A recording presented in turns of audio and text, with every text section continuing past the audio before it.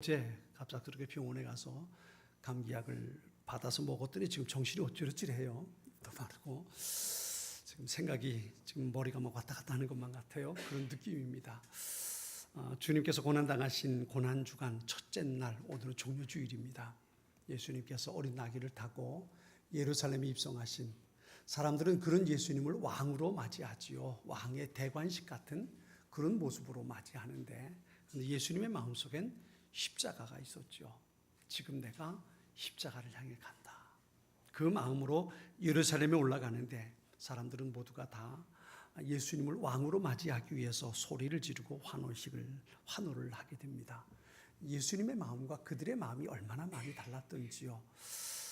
행여나 주의 설교를 준비하면서 그런 생각을 했어요. 우리의 마음도 그곳에 있었던 사람들의 마음과 같진 않나. 예수님이 십자가를 생각하는데 나는 어떻게 하면 더 많은 복을 받을 수 있을까? 그것만 생각하고 있는, 예수님으로 인해서 내가 더 큰 은혜를 누리고 더 큰 복을 누리기를 사모하, 그 마음 가지고 주님 바라보고 있지 않나. 그런 생각, 그게 바로 예수님을 맞이하는 호산나 소리치는 사람들의 모습이었단 말이죠. 그 마음 잠시 접고 이 한 주간은 주님의 십자가 뒤를 따라서 겟세마네에 올라가는 우리의 모습들이 되면 좋겠습니다. 우리 모두 주님의 발걸음을 따르는, 주님 십자가를 지고 나아가실 때 우리도 내 몫이 된 십자가를 지고 주님을 따라 나가는 그런 한 주간 우리의 삶이 될 수 있기를 바랍니다. 오늘 본문의 봉독한 말씀은 예수님께서 인류를 구원하실 제물이 되고자 사람들에게 잡히는 현장의 모습을 우리에게 그려주고 있습니다. 마지막 만찬을 제자들과 함께 드시고 겟세마네 동산에 기도하기 위하여 올라가셨어요. 그때는 이미 가룟 유다는 예수님을 팔기 위해서 군사를 데리러 갔고요. 예수님은 다른 제자들과 함께 겟세마네라는 감람산이라는 곳에 가서 기도하시게 됩니다. 물론 제자들과 함께 종종 갔었던 곳이기 때문에 가룟 유다도 그곳이 어딘지 알고 있었지요. 그래서 군사들을 데리고 예수님을 체포하기 위해서 겟세마네 동산에 올라오게 됩니다. 오늘 본문에 보면 예수님은 이미 이후로 되어질 일들을 알고 계셨다 그랬어요. 자기를 잡으러 온 사람들에게 묻습니다. 너희가 누구를 찾느냐? 너희가 누구를 찾느냐? 그러니까 나사렛 예수를 찾노라 그럽니다. 예수님께서 내가 바로 그라, 내로라 라고 대답하시죠. 그래서 사람들이 엎드려요.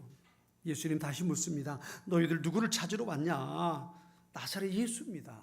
내가 그라니까 나를 체포해 가고 내 제자들은 그냥 놔둬라. 그리고 말씀하시죠. 그리고 예수님은 그렇게 체포되셔 가십니다.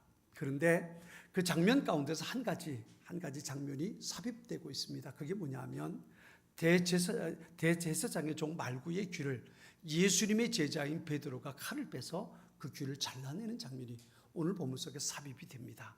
그러니까 예수님을 체포하러 온 사람들과 예수님 사이에 베드로가 끼어들었고 베드로가 그 대제사장의 종 말구의 귀를 잘라냈던 거지요. 그런데 이 베드로를 향해서 예수님 하시는 말씀이 오늘 보면 11절에 있습니다. 우리 같이 한번 읽어볼까요? 11절 말씀, 한 절 말씀만 우리 같이 한번 읽어보겠습니다. 같이 읽습니다. 예수께서 베드로더러 이르시되 칼을 칼집에 꽂으라. 아버지께서 주신 잔을 내가 마시지 아니하겠느냐 하시니라. 아멘. 예수님이 이렇게 말씀하시죠. 아버지께서 내게 주신 잔을 내가 마시지 않겠느냐. 여러분, 이 아버지께서 주신 잔은 뭘까요? 그게 바로 십자가였죠. 예수님께서 이제 고난을 당하시고 십자가에 죽으실 겁니다. 이것을 예수님은 아버지가 내게 주시는 잔이라고 설명을 하셨습니다. 이 잔은 자기의 생명을 버리는 잔입니다. 이 잔 속엔 생명의 피가 담겨 있습니다.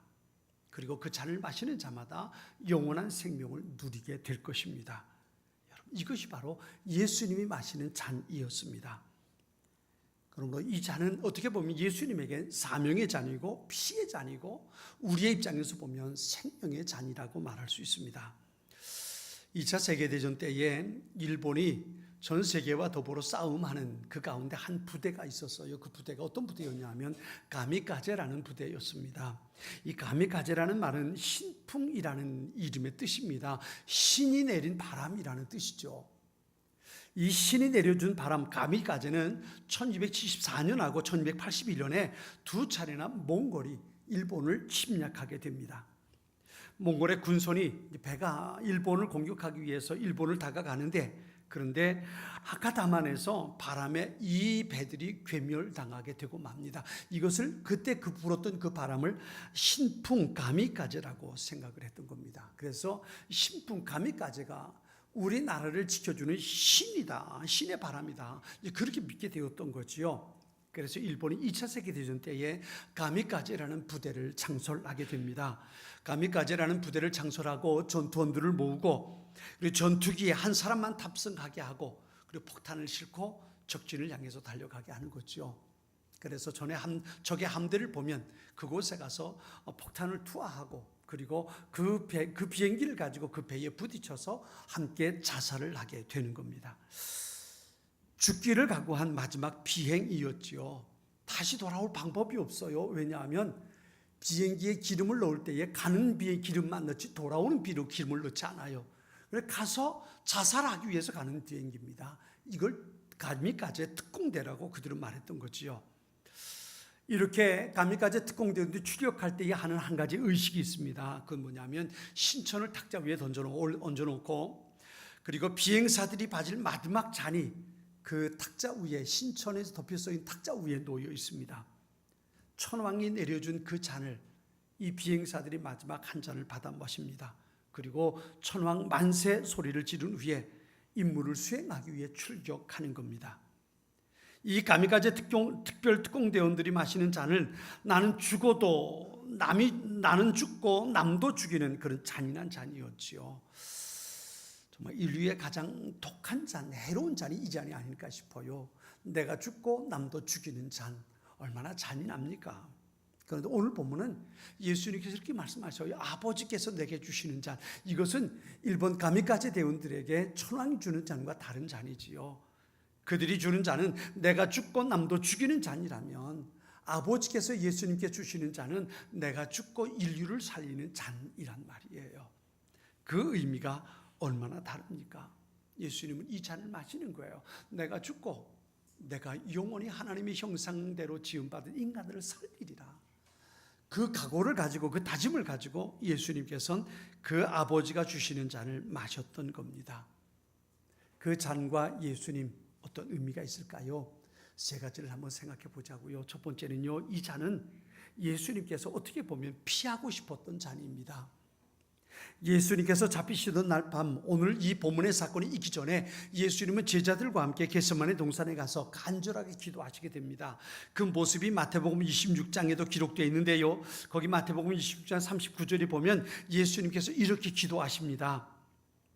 조금 나아가서 얼굴을 땅에 대시고 엎드려 기도하여 가라사대, 내 아버지여, 만일 할만하시거든 이 잔을 내게서 지나가게 하옵소서. 그러나 나의 원대로 마옵시고 아버지의 원대로 하옵소서 그랬어요.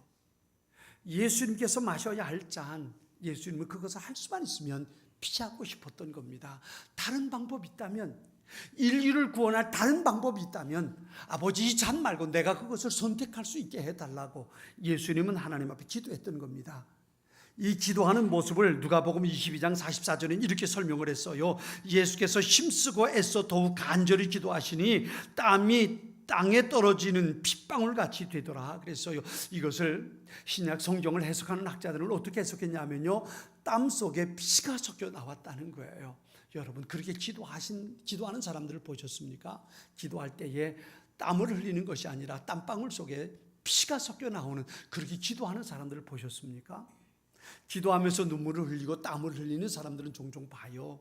저도 그렇게 기도할 때가 많고요. 그러나 기도할 때에 땀방울 속에 피가 섞여 나올 만큼 애절하게 기도하는 사람들은 아직 보지를 못했어요. 그만큼 예수님의 이 기도가 얼마나 간절했는가를 우리가 볼 수 있습니다. 이 잔 외에, 이 십자가 말고 인류를 구원할 다른 방법이 있다면 아버지 내가 그것을 선택하게 해주십시오. 그리고 하나님 앞에 기도했던 예수님의 모습을 볼 수 있어요. 그런데 그럼에도 불구하고 마지막엔 그렇게 기도하지요. 고난의 잔일지라도 아버지 당신의 뜻이라면 내가 그 잔을 마시겠습니다. 이것이 예수님의 기도였던 겁니다. 혹 십자가 없는 영광을 기대하신 적은 없었습니까? 사명을 감당하기 위해 희생과 헌신을 외면한 채 하나님께서 내게 주실 축복만을 기대하며 주님 앞에 나와 있는 우리의 모습은 아닌가 말입니다. 어떤 분이 그런 얘기를 했지요. No cross, no crown 그랬어요. 십자가 없이는 영광이 없다는 거지요. 주님께서 내게 맡겨주신 그 십자가를 내가 지지 않는다면, 내가 헌신의 삶을 살지 않는다면 하나님께서 내게 주실 복, 그 영광, 그것도 누릴 수 없게 된다는 겁니다. 그래서 요한계시록 2장 10절엔 이렇게 말씀하세요. 내가 죽도록 충성하라. 그리하면 생명의 면류관을 네게 주리라 그랬어요. 죽도록 충성하는 사람에게 생명의 면류관을 주신다는 겁니다. 그리스도를 본받아라는 고전적인 책이 있어요. 토마스 아킨퍼스라는 사람이 쓴 책인데요, 그 책에 이런 글이 써 있습니다. 그리스도인은 십자가에서 도망칠 수 없다. 십자가를 피한다면 이미 그리스도를 따르는 자가 아니다. 그대가 밖으로 도망을 쳐도 거기 십자가가 있고 안으로 숨어도 거기 십자가를 볼 것이다. 위로 올라가도 십자가가 기다리고 밑으로 파고들어도 거기 당신을 기다리고 있는 십자가가 있을 것이다 그랬어요. 내가 예수 믿는 사람이라면 내게 주신 주님의 십자가가 있다는 겁니다. 예수님 마태복음 16장 24절에 그렇게 말씀하시죠. 누구든지 나를 따라오려거든 자기를 부인하고 자기 십자가를 지고 나를 쫓을 것이니라 그랬어요. 예수님께서 받으셨던 고난의 잔, 그것은 그분의 사명이었고 십자가였습니다. 우리도 내 몫에 된 십자가 넉넉하게 지고 주님을 따르는 사람들이 되어야 합니다. 두 번째 우리가 볼 수 있는 것은요, 이 잔을, 그 잔이 무엇인지 예수님 알고 계셨다는 거예요. 대중가요 가수 가운데 이수미라는 분이 계셔요. 교회 집사님인데요, 이분이 부른 노래 가운데 이런 노래가 있습니다. 내가 걸어온 길 다시 가라면 난 못 가네 라는 제목이 그런 내용이에요. 내가 가는 길, 내가 다녀온 길, 지금 지나온 길을 다시 가라 그러면 난 절대로 못 간다는 거예요. 무슨 의미일까요? 힘들고 어렵게 지내서 여기까지 왔는데 다시 그 길 가라면 도무지 못 가겠다는 거지요. 우리 지용호 권사님 시집살이를 참 호되게 오랫동안, 그죠? 동생들 데리고, 참 시동생들 데리고 오랫동안 살았어요. 근데 지금 한번 생각해 보세요. 그렇게 살라고 그러면 살 수 있겠습니까? 그죠? 알고 나면 그 길 참 어렵다는 거예요. 우리 흔히 그런 말 하죠. 매를 맞아도 언제 맞으라고요? 매를 맞아도 먼저 맞아라. 왜? 매 맞는 사람 보고 그거 고통스러워하고 아파하는 모습 보면 맞을 때에 그것이 얼마나 더 아픈가 말이에요. 옛날에 그런 사형 방법이 있었대요. 아주 흉악한 죄를 지은 사람은 사형 선고를 내리는데, 그런데 언제 사형 선고를 내리냐면 10년 후에 사용하게 할때요. 10년 후에 사용하도록. 그런데 그 10년이라는 기간을 왜 유예를 시켜놨냐면 그랬다는 거예요. 다른 사형수들이 사형당할 때 이 사형수를 데리고 갑니다.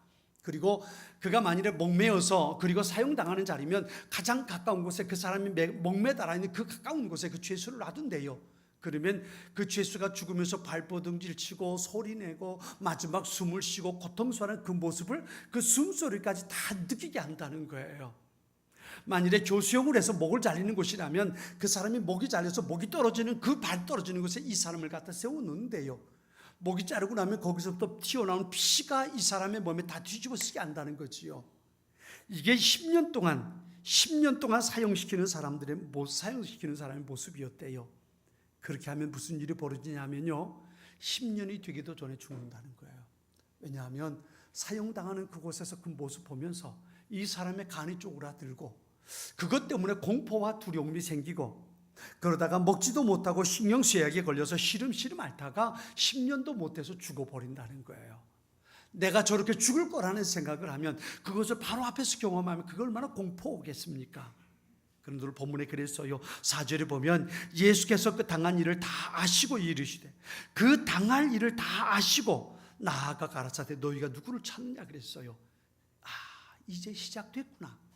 이제 십자가의 고난이 시작된다는 것을 예수님 알고 계셨어요. 이제 이후로 어떤 일이 벌어질지, 내가 체포돼서 갈 것이고 거기서 재판을 받을 것이고, 베드로가 나를 3번씩이나 모른다고 부인할 것이고, 내가 사람들에게 수치를 당하고 고난을 당할 것이고 채찍에 맞을 것이고, 모든 사람들 앞에 벌거벗긴 채로 십자가에 못 박혀 죽을 거라는 것, 이 모든 고난과 수치의 과정들을 예수님은 알고 계셨단 말이에요. 그런데 그럼에도 불구하고 묵묵히 그 십자가의 잔을 예수님 받으셨던 겁니다. 사랑하는 성도 여러분, 우리는 주님께서 받으신 잔의 의미를 좀 배울 수 있어야 합니다. 알아요. 이해할 수 있어요.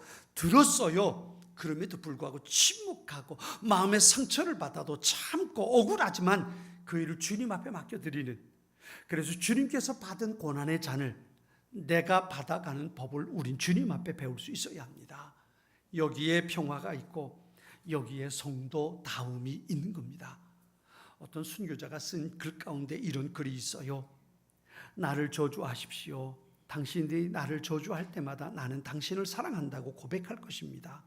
내게 침을 뱉어 보십시오. 그러면 나는 숨결을 뿜어낼 것입니다. 나를 구타하십시오. 그러면 나는 신음소리로 사랑의 흔적을 보일 것입니다. 나를 찌르십시오. 나는 사랑의 피를 흘릴 것입니다.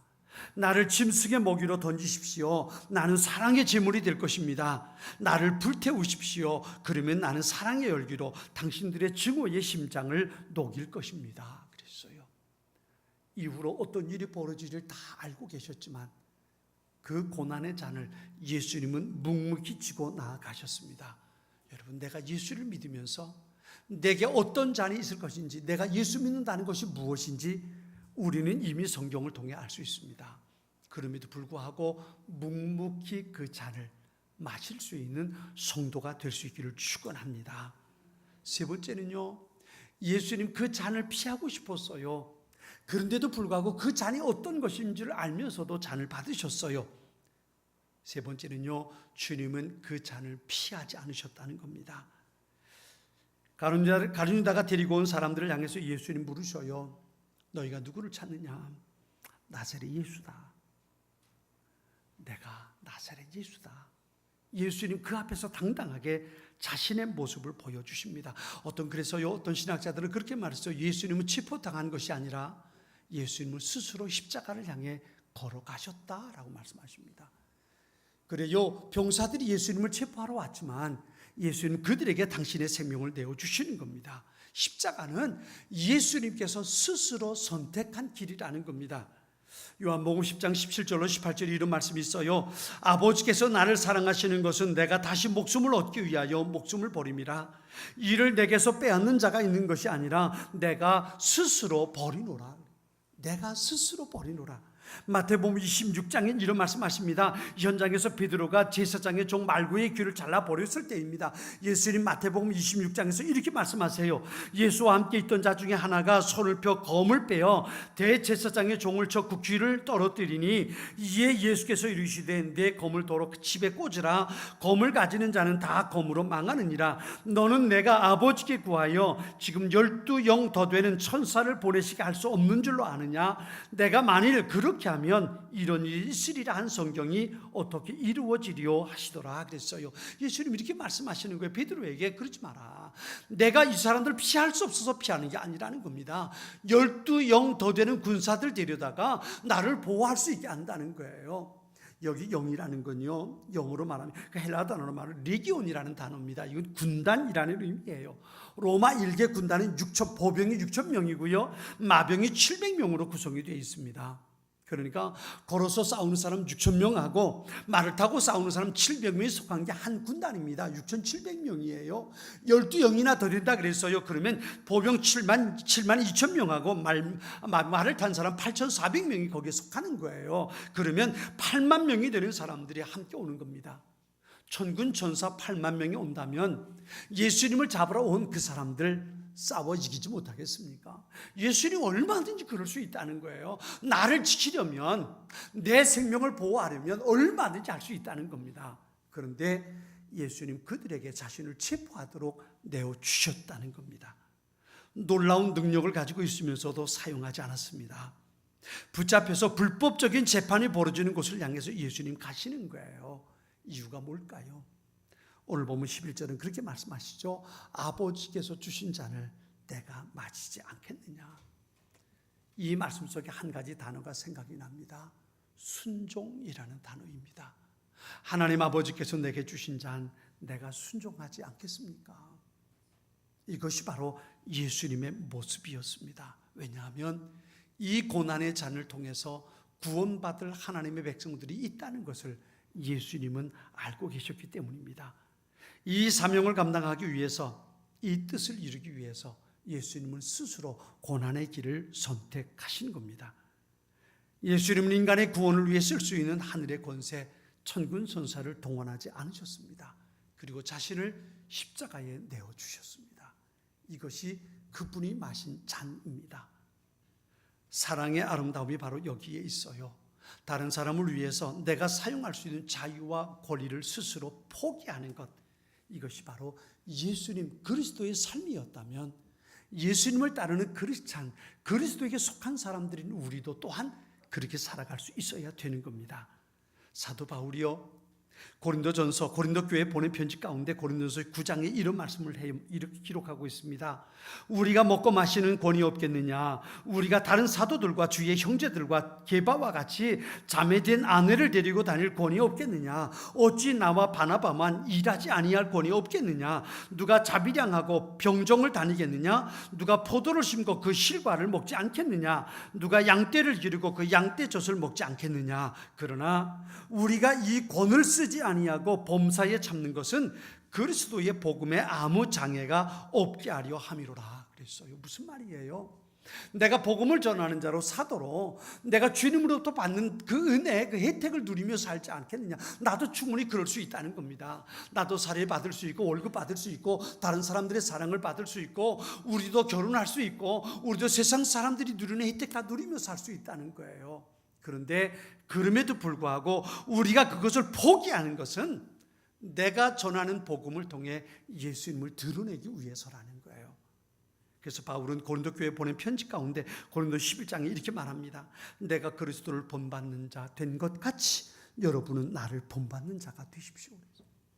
사도 바울이 예수님처럼 자기가 사용할 수 있는 권리를 포기했어요. 내려놓았어요. 그리고 말합니다. 내가 예수님을 본받은 것처럼 예수님께서 12영이나 되는 천군 천사를 동원하지 않고 마시기 위해서, 그 잔을 마시기 위해서 십자가에 자신의 삶을 내어주신 것처럼 사도 바울 또한 자기가 쓸 수 있는 모든 고난을 포기했던 겁니다.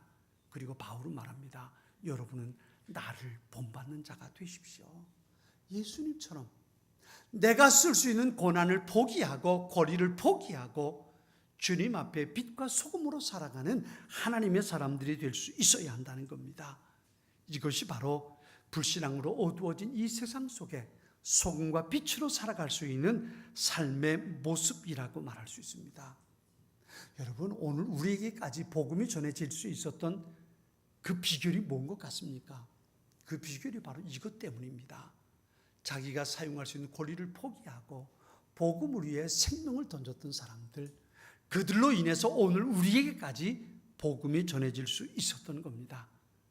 많은 것을 포기하고 많은 것을 내려놓고 그리고 하나님 앞에 섰던 사람들, 그들로 인해서 하나님의 소중한 은혜가 우리에게까지 전해질 수 있었던 겁니다. 우리나라에 복음이 전해진 것도 그런 거예요. 6.25 전쟁 때에, 일제시대 때에 복음을 들고 자기의 모든 권리를 포기하고 생명까지 내어주었던, 이 땅에 복음을 전하기 위해 생명의 피를 뿌렸던 수많은 사람들, 그들로 인해서 오늘 이 땅의 복음의 꽃이 오늘 이때처럼 피어날 수 있었던 거지요. 우리 교회 역사도 그렇잖아요. 우리 교회 역사도 지금처럼 그리스도를 본받아서 내가 쓸 수 있는 권리를 포기하고 주님 앞에 무릎 꿇고 기도하고 묵묵히 헌신했던 수많은 그리스도인들, 그 선배들로 인해서 오늘 우리 교회가 여기까지 올 수 있었던 것이라고 볼 수 있습니다.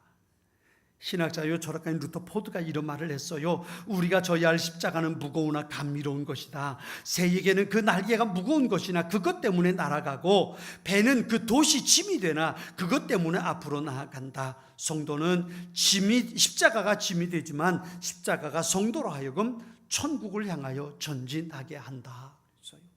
십자가가 내게 무거운 짐이 되지만 그 십자가가 나로 하여금 천국을 향해 가게 하는 원동력이 된다는 거예요.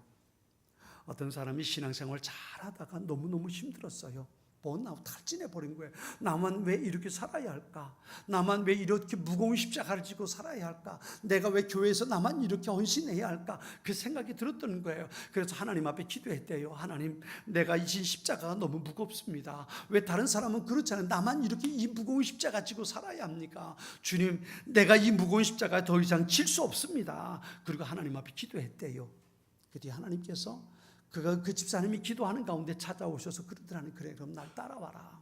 그래가지고 한 창고를 데리고 가셨는데, 여기서 내가 좋은, 내 마음대로 좋은 십자가를 한번 골라줘 봐라. 그래가지고 이렇게 보니까 뭔가 번쩍번쩍 빛나는 금덩어리로 만든 십자가가 있더래요. 그리 크지 않은데, 와, 저게 얼마나 영광스럽고 좋을까. 저 십자가 지고 가면 사람들이 다 쳐다보겠지. 그래가지고 가서는 그 십자가를 딱 들고 가려 딱 들었는데, 크기는 크지 않은데 딱 들었는데 이 금덩어리가 굉장히 무거워가지고 몇 발자국 못 가겠더라는 거예요. 아, 이건 안 되겠다, 너무 무겁다. 그리고 십자가를 내려놨어요. 그 옆에 보니까 나무로 만든 작은 십자가가 있어요. 와, 저거 지고 가면 되겠다. 그래가지고 나무 십자가를 딱 들었는데, 아니 너무 가벼워요. 너무 작고 너무 가벼워요. 요거 내가 가지고 가면 사람들이 나를 얼마나 비웃을까. 저 사람이 교회 오래 다녔다면서 저것밖에 안 되나. 그럼 또 얼마나 비웃을까. 그래가지고는 그걸 다시 내려놨어요. 다시 내려놨는데, 그러니까 예수님께서 다시 십자가를 골라봐라. 이것저것 들었다가 놨다가 그러다가는 보니까 십자가 하나 딱 그럴듯한 십자가 있다는 거죠. 야, 저거 좋으면 되겠다. 들었더니 질만하더래요. 그래서 요거 저 정도 지고 가면 부끄럽지도 않을 것 같고, 요 정도 지면 내가 넉넉히 질 수 있겠다 싶어가지고 그 십자가를 지고 나오면서, 주님, 저 이 십자가 지고 가겠습니다. 아, 그래 그럼 그 십자가 와라. 그 십자가 근데 한번 잘 살펴봐라. 그리고는 그 십자가를 지고 탁 나오면 십자가를 살펴보는데, 그게 이 집사님이 지금까지 지고 왔던 십자가더라는 거예요. 여러분, 낙타는 아침에 일을 시작할 때에 주인 앞에 무릎 꿇고요, 저녁이 되면 주인 앞에 무릎 꿇고 일을 마친대요. 이게 무슨 의미냐 하면, 아침이 되면 주인 앞에 무릎을 꿇으면 주인이 낙타 등에다가 짐을 실어준대요.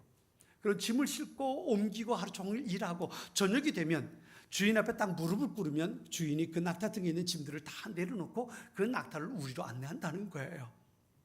낙타는 자기 주인이 나를 잘 알아서 내가 어떤 짐을 져야 되는지 그걸 잘 알아서 자기에게 짐을 지어주기 때문에 아침 일이 시작할 때 주인 앞에 자기 무릎을 꿇고 내게 짐을 지게 해주십시오라고 짐을 얹게 하고, 하루 일과를 마치면 주인 앞에 무릎 꿇고 짐을 내려주십시오라고 말한다는 거예요. 저는 그 이야기를 책을 통해서 보면서 그런 생각을 했어요. 우리가 낙타만큼이라도 되면 좋겠다. 낙타만큼이라도. 낙타는 주인을 신뢰한대요. 주인이 내게 지지 못할 짐은 지어주지 않을 것이라는 걸 알기 때문에, 주인이 나를 잘 알아서 가장 적당하게 짐을 지어주실 것을 알기 때문에 아침이 되면 주님 앞에 무릎 꿇고, 주인님, 짐을 얹어주십시오. 그리고 짐을 지고 하루 종일 일하고는 저녁에 무릎 꿇고, 주인님, 짐을 내려주십시오라고 말합니다. 이게 낙타의 모습이라는 거예요. 내가 낙타였으면 좋겠다, 그런 생각이 들었어요.